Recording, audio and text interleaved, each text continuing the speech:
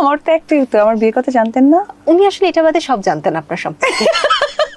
আমার কাছে মনে হয় আপনার উপস্থাপক হিসেবে হাসেন, আমার বিশ্বাস, কারণ আমি লং টাইম ইন্ডাস্ট্রি তো, সো লাইক আপনারা যে সিটে বসে আছেন এটা তো ইন্ডাস্ট্রির একটা পার্ট, তাই না? হয়তো বা সিনেমা না, আমার মনে হয় আপনাদের হাসি আসে, এখন কিছু করার নেই, হজম করতে হয় যেহেতু গেস্ট। তো 2008-এ সাকিব অসুস্থ অবধি জেনেছে, বাট তার ঘরের বউ জানেন না। যাক, বিষয়টা খুব ইন্টারেস্টিং লাগলো, যদিও আমি এইসব আবুল তাবুল আমি পোস্ট দেখি না, তো কারণ এগুলো দেখার টাইমটাই আমার নাই বেসিক্যালি, কারণ আমি অনেক বিজি মানুষ, বিজনেস, বাচ্চা এবং প্রফেশন সবকিছু মিলিয়ে। আর সব থেকে ইম্পর্টেন্ট হচ্ছে আমার দেখার কেন টাইম নাই, কারণ আমি কারো ক্ষতি করার কারণ হয়ে দাঁড়ায় না, বিধায় আমার ওই টাইমটা নাই। আসলে টোটালি মিলে একটা কথা বলি, পার্মানেন্টলি আপনারা কোনো প্রোগ্রামে তাকে নিয়ে প্লিজ ডাক্তার দেখান, আমার অনুরোধ। অ্যাকচুয়ালি তাকে ডাক্তার দেখান। সে 8 সালের কথা বলতেছে আর আমার বিয়ের কথাটা জানতো না। ও মাই গড, আসলে না এটা একটা মানে মানসিক ভাবে আমার মনে হয় যে সে আসলে যা চেয়েছে বা যা করতে চেয়েছে সেটা আসলে পান নাই, বিধায় এখন ভুলভাল বকছে। ইতিমধ্যে মিডিয়াতে আরেকটা চাঞ্চল্যকর তথ্য এসেছে, যেটা জানার পর আসলে সাকিব ভক্তদের মনে বেশ আঘাত লেগেছে। তিনি আগে থেকে বিবাহিত ছিলেন এবং সে ঘরে তার একটা সন্তানও রয়েছে, এমন একটা তথ্য আমরা কিছুদিন আগে মিডিয়াতে দেখেছি।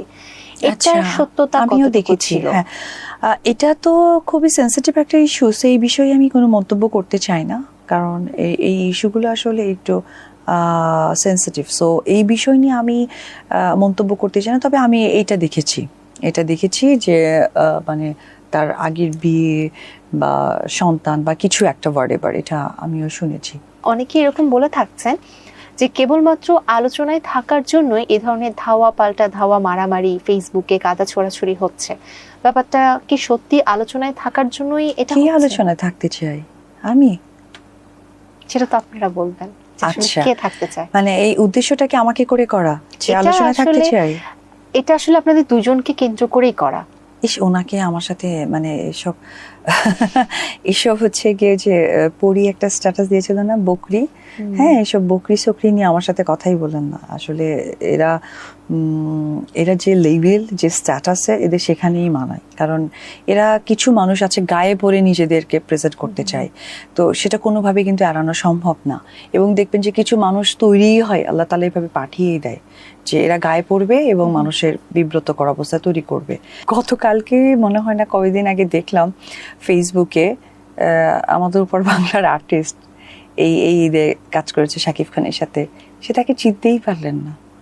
তো যেখানে কিনা হিরো আলমকে মানুষ ভালোভাবে চেনে, তাকে নিয়ে দুটো কথা বললে, কন্টেন্ট ক্রিয়েট করলে ভিউ হয়, যারা ভিউ নিয়ে চিন্তা করে বা ভিউ থেকে একটা ডলার ইনকামের চিন্তা করে, তো তাকে চিনতে পারলেন না। ডিরেক্টরকে নাকি জিজ্ঞেস করছিলেন যে পার্সনটা কে।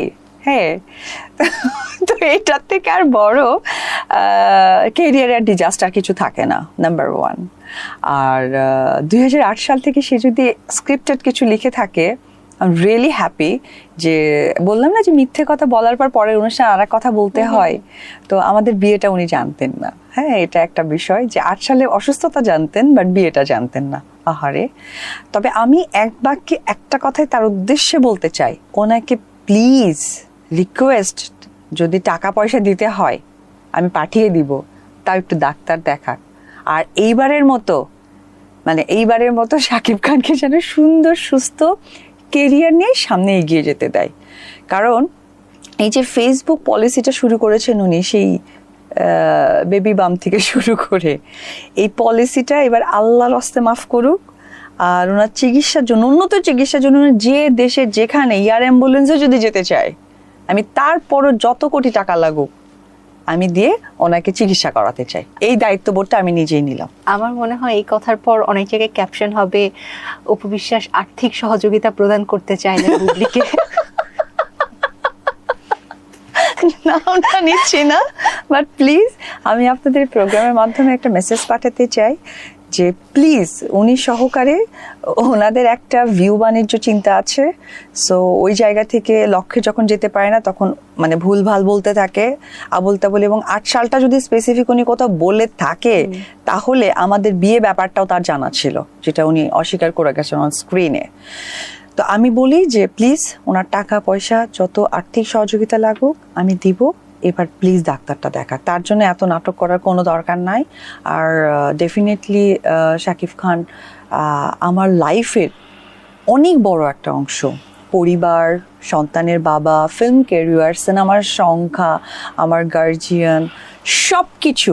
হ্যাঁ, তাকে এবার একটু শান্তি মতো কাজ করতে দিক সিনেমা ইন্ডাস্ট্রিতে, তাকে যেন কখনো মানে কোনো কিছু ক্যামেরা ফেস করার সময় যেন বিব্রত অবস্থায় পড়তে না হয়, এটা আমার রিকোয়েস্ট তাকে। আমি অন স্ক্রিনে রিকোয়েস্ট করে বললাম যে আর তাকে বিব্রত না করে, তাকে ঝামেলা না করে সুন্দর কেরিয়ারের জন্য সাপোর্ট করুক। আর যেহেতু অসুস্থ মানুষ, চিকিৎসা তো করা প্রয়োজন, যদি মানে আর্থিকভাবে কোনো প্রবলেম হয় আমি অবশ্যই এটা টেক কেয়ার করার চেষ্টা করব বাই হার্টলি। আপনি খুব সুন্দর গুছিয়ে কথা বলতে পারেন। এবার একটু ভালো প্রসঙ্গে চলে যায়। আচ্ছা, যাক। জয় বাবাকে নিয়ে চলে যায়। আমার মনে হয় মানে এখন প্রসঙ্গটা এতটাই খারাপ যে ভালোতে চলে একটু আমরা রিফ্রেশিং মুডে চলে যায়। আমরা এটা শুনেছি পড়াশোনার জন্য তাকে বিদেশে পাঠানোর একটা কথাবার্তা চলছে। তো সেক্ষেত্রে কি তাকে বিদেশে সেটেল করে দিতে চাচ্ছেন নাকি আপনিও সেটেল হতে চাচ্ছেন? আসলে ওর ব্যাপারে কোনো বিষয় আসলে অত ক্লিয়ার বা ডিসক্লোজ করতে চাই না। ফেরত প্লিজ আসি। প্লিজ আপনারা যারা আমার ফ্যান আছেন বা যারা ফ্যান না তারা প্লিজ ভাইরাল করেন। আর্টের সব জানতেন, আমার বিয়ে জানতেন না, প্লিজ। শাকিব খানের দেওয়া সেরা গিফট কি ছিল? অফকোর্স জয়। আজকের মানে এই প্রোগ্রামটা পুরো একদম মজা লাগছে। আচ্ছা, সিরিয়াসলি আসলে টোটালি মিলে একটা কথা বলি, পার্মানেন্টলি আপনারা কোনো প্রোগ্রামে তাকে নিয়ে প্লিজ ডাক্তার দেখান।